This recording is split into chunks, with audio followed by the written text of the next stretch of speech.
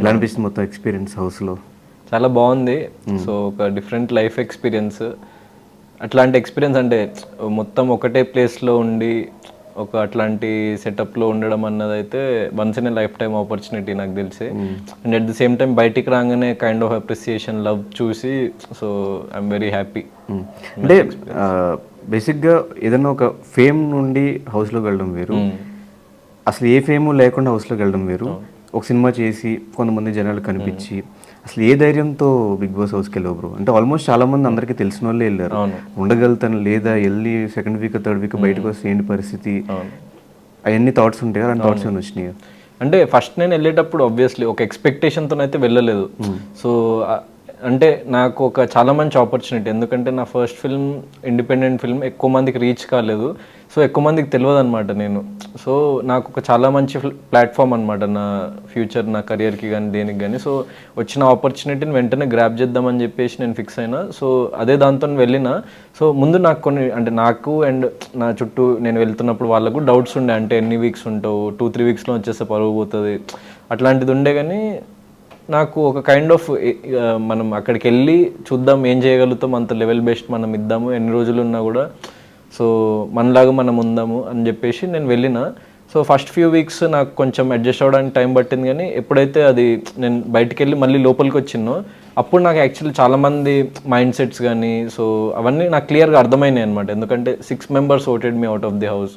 So okay ఇట్లుంది పరిస్థితి, so ఎవరు సపోర్ట్ చేయరు మనకి, సో నా అంతటి నేనే స్టాండ్ తీసుకొని చాలా ఇంకా స్ట్రాంగ్గా నిలబడాలి అని చెప్పేసి ఫిక్స్ అయ్యి సో వచ్చినప్పటి నుంచి అంటే అశ్వత్థామ 2.0 అంటే నథింగ్ బట్ అశ్వత్థామ అన్న పేరు ఏంటంటే మీరు చంపాలనుకున్నారు కానీ చంపలేకపోయినరు అన్న దానికి నేను అశ్వత్థామ అని, సో అశ్వత్థామని ఎవరు చంపలేరు అన్న దాంట్లో నేను సో అది పెట్టిన. సో ఆడియన్స్ ఓటింగ్తో వెళ్ళలే నేను, సో వాళ్ళ ఓటింగ్తో వెళ్ళిన అన్న చిన్న బాధ ఉండే. సో మళ్ళీ రిటర్న్ వచ్చిన తర్వాత నేను నా ఓన్లీ కాన్సన్ట్రేషన్ ఏంటంటే ఓకే వీళ్ళకి సపోర్ట్ చేసుకుంటుండ్రు, వీళ్ళకి సపోర్ట్ చేసుకుంటుండ్రు. సో నాకు వీలైనంత వరకు నేను నా ఓన్గా నేను ఆడుతూ సో ఎంతవరకు వెళ్ళగలిగితే అంతవరకు వెళ్దాము, కానీ let's be a solo gamer, solo player అని చెప్పేసి ఫిక్స్ అయిపోయినా అనమాట ఇంకా ఆ పర్టికులర్ పాయింట్ ఆఫ్ టైంలో అయితే. సో సపోర్ట్ విషయం మళ్ళీ మాట్లాడదాం.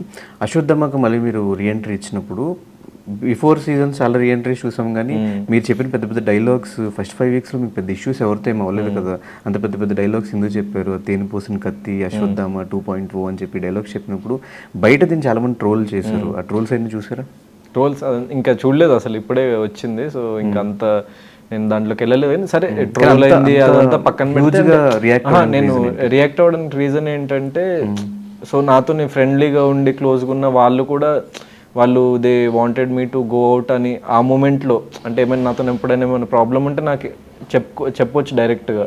సో అట్లా చెప్పకుండా డైరెక్ట్గా వాళ్ళకు ఒక ఆపర్చునిటీ వచ్చింది బయటికి పంపించడానికి అన్న టైంలో 7 membersలో 6 members అట్లా రియాక్ట్ అయ్యేసరికి నేను డిస్కనెక్ట్ అయిపోయాను అందరి నుంచి బేసిక్గా.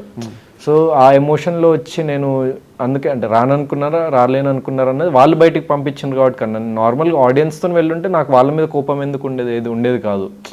సో నేను అక్కడ వాళ్ళతో డిస్కనెక్ట్ అయ్యి so I wanted to tell them that మీరు అనుకుంటున్నట్టు అంటే నేను అంత వీక్ ప్లేయర్ని కాదు, నేను పంపించాలనుకుంటే పంపించలేరు, ఓన్లీ ఆడియన్స్ విల్ డిసైడ్ అని చెప్పేసి.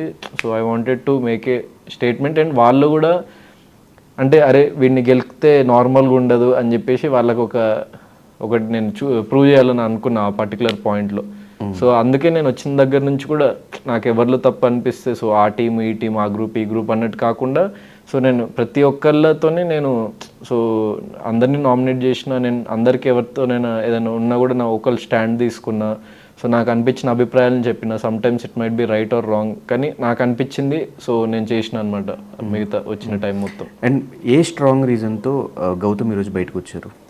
స్ట్రాంగ్ రీజన్ అంటే నాకు కూడా తెలియదు యాక్చువల్గా. సో చాలా క్రూషియల్ వీక్స్ ఇప్పుడు ఉన్నవి. సో ఏ రీజన్ అని పర్టికులర్ నాకు కూడా తెలియదు, నేను ఇంకా వచ్చే ఎపిసోడ్స్ కూడా చూడలేదు. సో ఎనీథింగ్ అని ఒక లవ్ అయితే వచ్చింది నేను వెళ్ళినప్పటి నుంచి బయటకు వచ్చిన ఈ టైంలో. ఒక హ్యూజ్ అంటే కొంచెం ఎంతోమంది చేయలేని కొన్ని పాయింట్స్ నువ్వు ఎత్తి చూపని కొన్ని పాయింట్స్ ఆడియన్స్ పర్స్పెక్టివ్ని ఎగ్జాక్ట్గా అనలైజ్ చేసి చెప్పినవని అది నాకు నేను I hugely like respect that audience నన్ను అట్లా అర్థం చేసుకున్నారని. సో అట్లాంటి విషయాలు